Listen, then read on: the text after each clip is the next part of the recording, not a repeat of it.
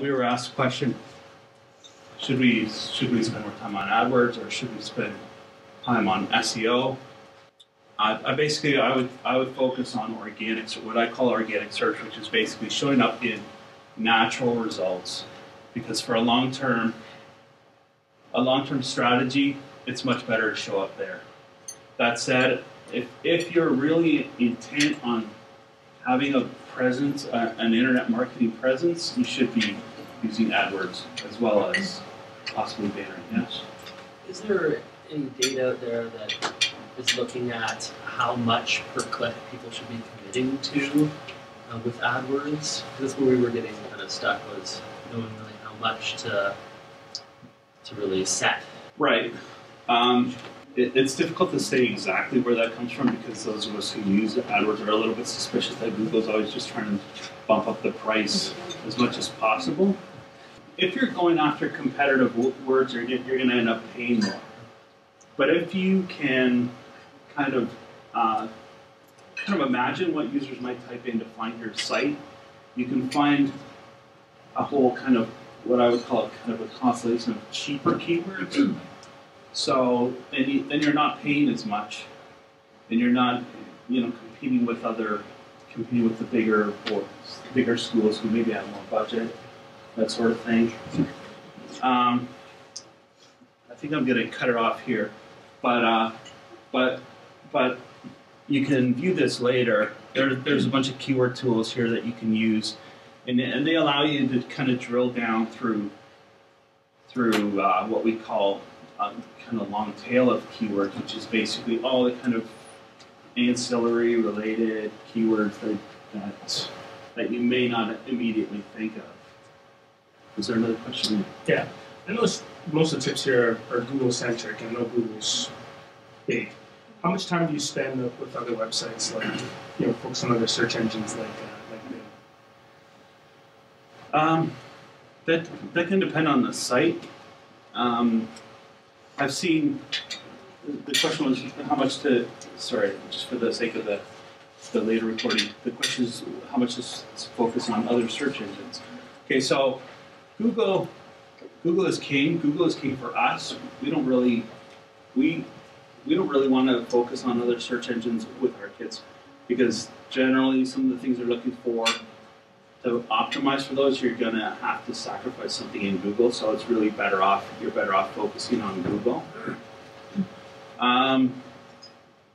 There's the odd, that being said, there can be the odd kind of site that Google has a difficult time crawling.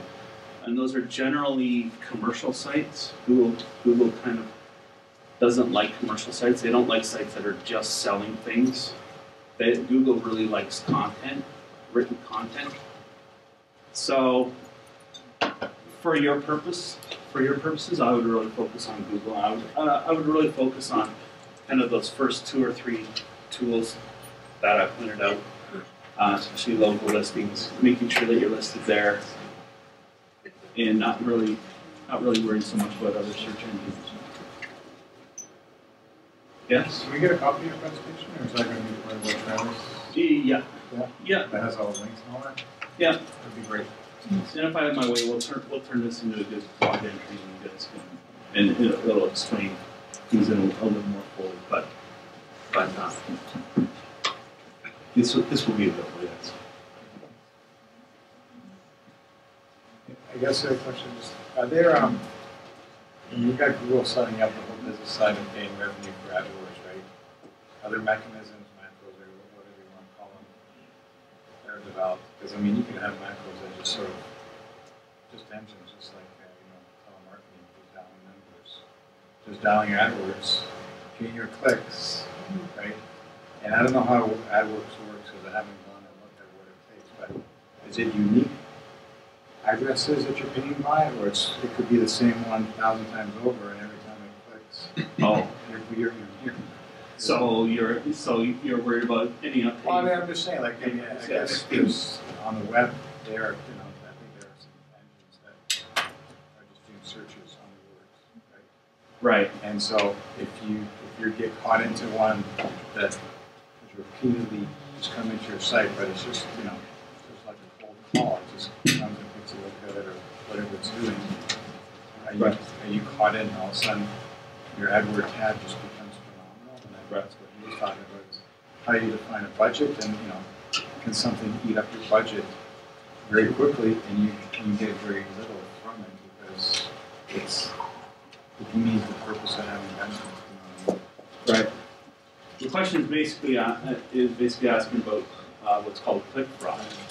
So, and there are companies that actually do this professionally, and most of them are in Asia, by the way. Google has that set up so that you're not through their business, just by virtue of their business, they're not interested in selling you clicks that aren't of any value. When in AdWords, you can trace where the click came from. Mm-hmm.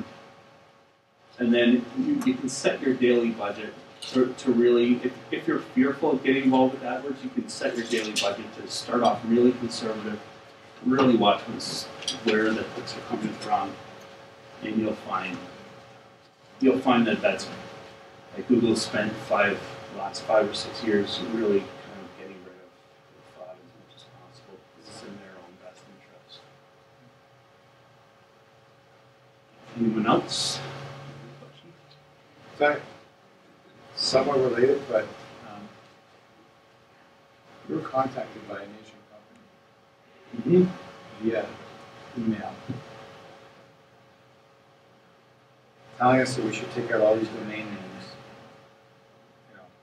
predominantly with Asian extensions that were like our name, but Right. dot, I forget what China and all those, so .ca, it's dot whatever. Yeah. For many Asian countries, right?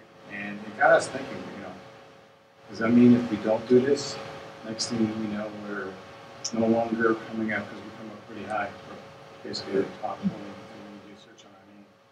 Would we lose that to something that potentially could be set up that way? And I'm just wondering if you had a comment on that. Because in the end, we contacted,